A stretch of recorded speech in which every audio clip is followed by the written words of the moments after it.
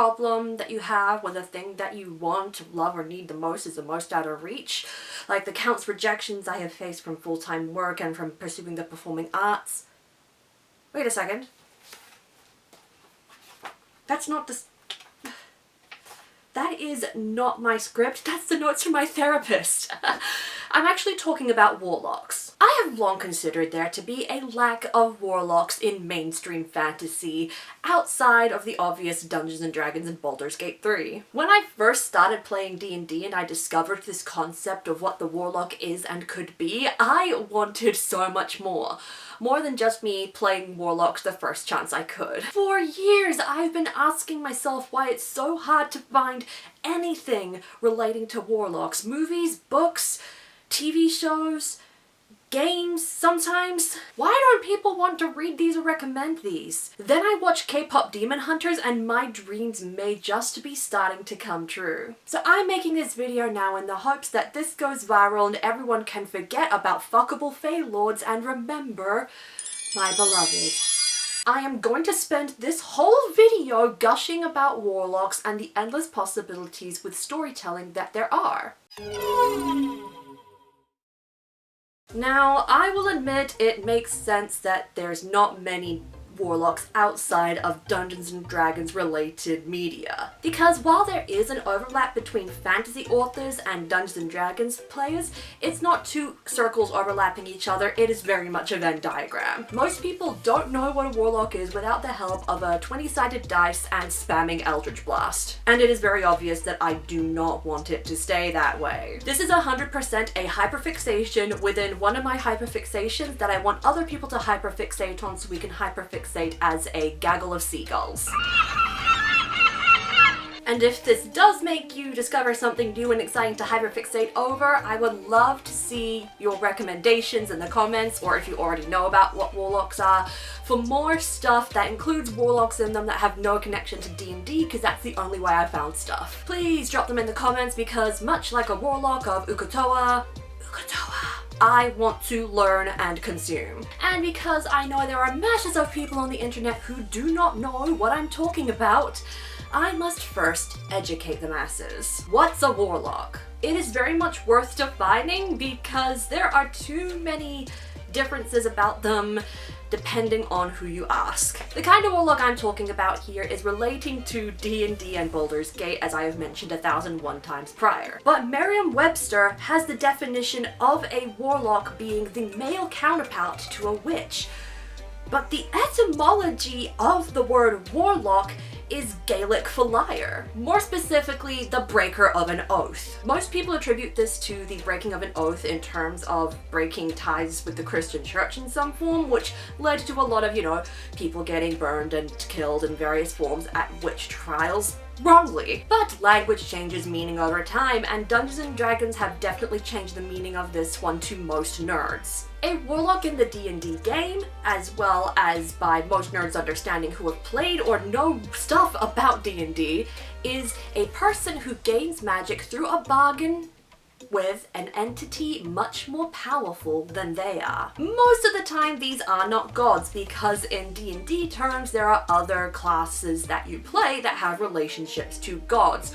Warlocks are sort of the everything else that's not a god kind of gaining magic from bargaining. With warlocks, they gain their powers through deals. Typically, it would be some all-powerful entity finding a struggling person and saying, I have this thing that I need to do, and I need you to do it for me, and I'll give you a lot of power for it. Would you be keen? And the warlock being like, yeah, I'll do it. Which is then followed by a number of favors and challenges that would end up having the warlock gain more power over time as the trust between the warlock and the entity that they bargain with grows. This entity becomes a patron to the warlock. So that means everyone who donates money to somebody through Patreon is a warlock serving a patron. You know that when I get a Patreon, that is 100% the branding that I'm going to use, and you are all going to be my little warlocks. The most mainstream and recent example of a warlock would be from K-pop Demon Hunters, Jinu. He was in an impoverished position and got manipulated by Grima, I think I'm butchering that name, to gain the power to get out of poverty through charisma and attributing magic to his music. So, Now that you know what a warlock is, it's time to dive deeper. Why did I do that? You need to know the power that warlocks hold. You need to understand why I love these people so deeply, why I love this trope to the end, so much love that I have basically been making a pact with this trope. Relationships. One of the best things about creating a warlock-based story is that most of the things you need to write the story are already written by nature. Not in a lazy way though, the trope comes with a lot of conventions that are needed to make the story work. It guides you towards the kind of narrative that you need to tell with this kind of person. The basis of a warlock stems from a relationship of sorts. A person is granted power by a force outside of their realm or understanding, and they must be given those powers by this powerful entity or keep those powers by completing tasks beset by their patron. You could do so much with that and people don't realize it. Most people perceive the warlock-patron relationship as a toxic one that needs to be somehow broken by the end of the story because the warlock is getting the short straw. Why? Because, you know, the patron is the root of all evil and is super selfish, obviously. This was something I sought to subvert with my current D&D character, Veda. Why did I pronounce it so American?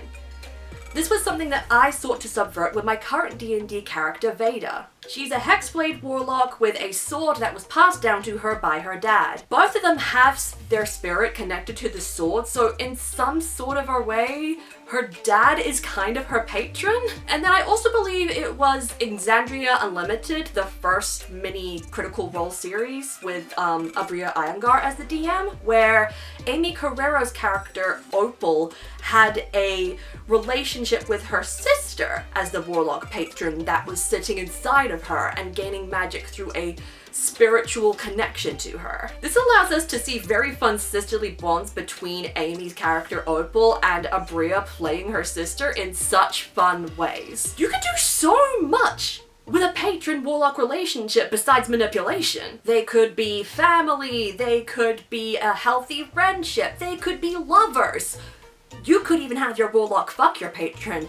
That's for all you shadow daddy lovers out there, eh? What could also be fun is a warlock patron relationship that starts healthy but ends up becoming more and more toxic as time goes on. A red flag could come up from the patron or maybe even the warlock, as they are doing bad things through the power of a benevolent patron. When a key for so many modern stories is the relationship, the warlock brings a magic to it that is not seen anywhere else, no matter how dark or bright that magic may be. The true breadth of the bargain. In spite of a warlock being centered around a relationship that grants you powers, there's a lot more versatility to this concept of what the patron could be, especially, than meets the eye. The stereotype of the warlock stems from creating pacts with devils, demons, and Cthulhu-like entities. And these pacts are usually acts of trickery designed so that the patron has complete power over the warlock and the deeds they're doing and can have a lot of threatening ways to take their powers away if they don't do a good job, or stuff worse than taking those powers away. But there's so much more of a possibility as to what this could be. Like, you could argue that the entirety of Miraculous Ladybug is just warlocks fighting warlocks. Because, like, the objects that allow, like, Marinette and Adrian and everybody to transform into their superheroes have, like, these spirits inside of them that are very much not human. And I don't know if the origin of them is ever explained because I stopped watching after 2 seasons. And then also all the villains in each of the episodes are basically warlocks, and their warlock is the Hawkmoth guy because he's like sending things out to turn them into powerful people. And like, he only does that saying like, you need to do that, but then you also need to get the magical miraculous items from Ladybug and Adrian. And Hawkmoth is also an example of a warlock overpowering their patron, who is the little purple moth guy. Or in Legendborn by Tracy Dion, you could argue that the Scions of the Round Table are all warlocks who gain their powers through channeling their ancestry of the original Knights of the Round Table. Their powers are all unique, it makes them stronger, and they have their little patrons, all the knights, talking inside their heads and stuff. This makes a lot of sense because inheriting a pact through birthright is a very common warlock trope. And guys, The freaking Avatar is basically a warlock in the same sense as well. Like, it's not any kind of like inherited birth sorcery thing. The previous Avatar spirits choose who the next Avatar is randomly, and because of the spiritual connection, that's how they gain their powers! Oh my gosh, this is amazing revelations! I don't think people truly realize the extent of what a warlock can be just because of all the stereotypes surrounding them. Like, I still enjoy those stereotypes, but I also enjoy equally the many possibilities there are of what the warlock could be. I even have warlocks in my own book series. Scabbard is one that is introduced in this first book, who is more of the stereotypical warlock connected to a dark entity from a world beyond understanding. And there is a more unconventional warlock that's going to be introduced, I guess, in the later books in the series. And just as much as a warlock story can be about the pact that they're in, it can just as much be full of the antics that surround having these powers, like a warlock and patron working together to solve crimes, or making a pact with a Fey Lord just to be able to have a romantic connection and the romantic charms to be able to find your true love. The possibilities are endless and people just don't realize that. The power of a pact. Now we're getting into the deeper stuff. The human condition stuff. The kind of stuff that your English teacher would want you to get out of these stories. So the pact is the key part of the warlock story, but what does it actually mean? Why do stories like these get told from the good and the bad angles? Ultimately, the warlock story is an interpersonal story that can have as much variety as the average relationship story can. But the fact that it's between an all-powerful being and a mortal with a bond that is seemingly unbreakable adds a lot more weight to it. And of course, the intent of the all-powerful being can get in the way too. There is nothing greater in a negative warlock relationship than to watch the journey of that warlock overcoming their patron, whether that is breaking ties with them or being powerful enough to completely destroy them. This is a typical ending to your warlock narratives, and it is a classic. It's a timeless battle of good versus evil and an underdog story that we love to see. And like, vengeance stories are still popular, right? Fighting for your own freedom, no matter the cost. And for the more positive warlock-patron relationships, bonding. It's so euphoric to see moments where relationships are created, bonded, and strengthened, and it's something that I would love to see more of. Like, in spite of the shit that the warlock and patron end up going through, and maybe different ways that they betray each other's trust in little moments, they still end up working together and learning to work together and then become best friends forever or something, or like really amazing romantic lovers. That's like the plot of the Venom movies, right? I don't know. Regardless, it's the breaking or the bonding of the warlock that gives the stories so much power. It's meant to be dramatic. It's meant to fulfill something in us, whether that's the want to need to be free, or the need to have deep human connection. The weight on a warlock's soul. I've been talking a lot about the relationship that the warlocks get into, and more so how they're tied with their patrons. But it isn't fair for me to define an individual based on who they're connected with. We need to look at the warlock on its own.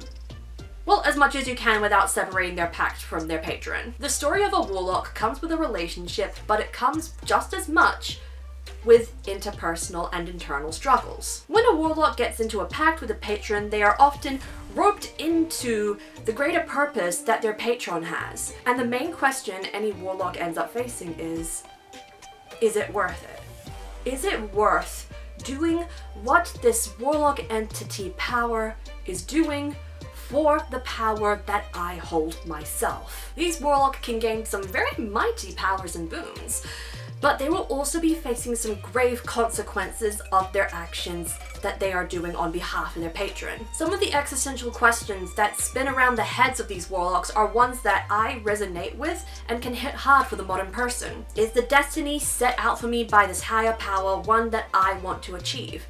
Do I have any free will and autonomy anymore now that this patron decides what my life is? Who will I be when my magic disappears? Is my power and status worth keeping for what will end up being the suffering of everybody? Do I have agency at all, or is it an illusion? I think this is what ultimately draws me to exploring warlocks in any way that I can. except making a pact myself. I am drawn to making characters and arcs for my characters who come into some sort of power of their own. But the added dynamics of having power at a cost is what really brings out such inspirational explorations of the human condition. These warlocks are not like the wizards who had to study hard to get where they are, or the sorcerers who were born into their power and have a reputation to uphold from doing so. They've never had this kind of power before, and they have to value it so much that it brings up so much conflict and questions within them as to whether keeping this power is worth it. Being a warlock means having a crisis of self and overcoming it. And it's always awesome to see how the characters end up at the end of it all. Now, I know I said I wouldn't be a warlock, but I will be a benevolent patron and offer you several packs to choose from. If you choose to subscribe to my channel, you will get many videos and notifications of when videos come up about anything and everything related to fantasy. If you buy my book, ASTER'S CODA, in paperback or an ebook, you will get to read a story involving warlocks. And if you head to my website and subscribe to my newsletter, you will get some recs of books, games, music, and shows, all relating to fantasy and other things as well. If you like this video and you think we struck a good bargain, I do promise I will be a very caring patron. And I shall see you in another world.